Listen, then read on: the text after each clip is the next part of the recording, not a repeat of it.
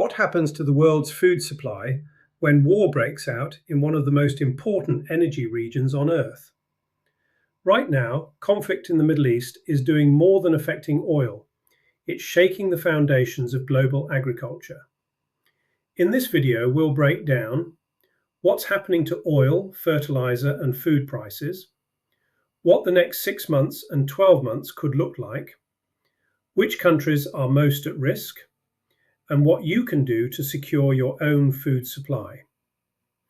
At the center of this crisis is the Strait of Hormuz, a narrow shipping lane that handles a huge portion of global oil and fertilizer trade. Around 25 to 30% of global nitrogen fertilizer exports pass through this region. Up to 20% of global LNG, critical for fertilizer production, also flows through here. When conflict disrupts this route, oil supply drops, energy prices surge, fertilizer production slows. And that's where food production begins to suffer. Here's the chain reaction. 1. Oil prices rise sharply, forecast to jump 24% in 2026. 2. Fertilizer prices spike. Urea already up nearly 60% since the conflict began. 3. Farmers reduce fertilizer use, leading to lower crop yields. 4. Food prices rise globally.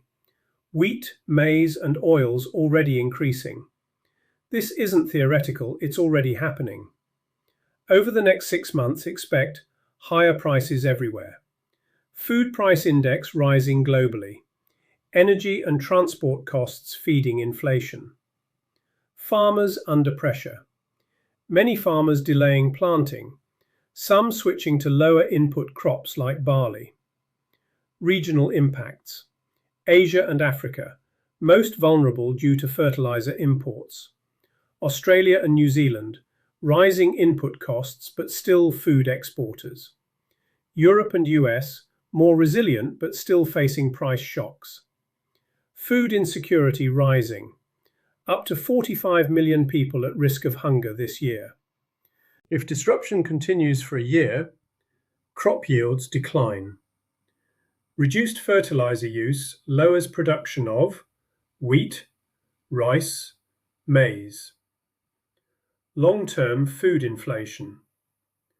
Fertilizer shortages persist. Prices remain elevated even after conflict. Global economic impact. Commodity prices up 16% or more. Growth slows in developing nations. Winners versus losers. Winners. Food exporting nations, New Zealand, Australia, Brazil, if inputs available. Losers. Import-dependent countries, low-income nations facing both fuel and food inflation. Even if the conflict ended today, recovery won't be instant. Energy infrastructure. Oil and gas systems, months to years to stabilize. Shipping and trade. Supply chains take 6 to 12 months to normalize. Agriculture. One missed planting season equals 1 full year of impact.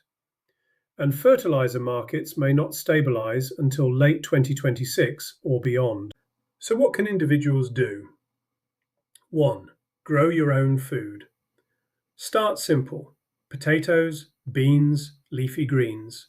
These are fast-growing, high-yield, low fertilizer needs. 2. Make your own fertility. Instead of buying fertilizer, compost kitchen scraps, use animal manure, try composting systems. Fertilizer shortages are a key risk, so independence matters. 3. Secure water supply.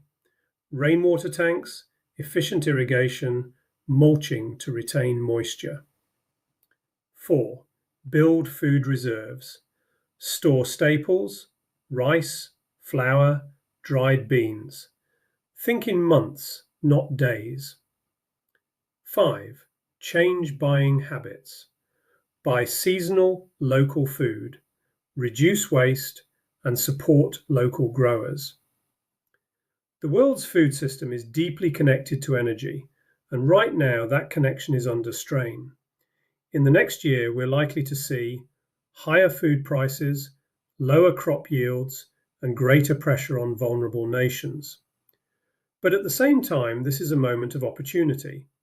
The more we can localize food production, even at a household level, the more resilient we become. If you found this useful, subscribe for more practical guides on food resilience and self-sufficiency.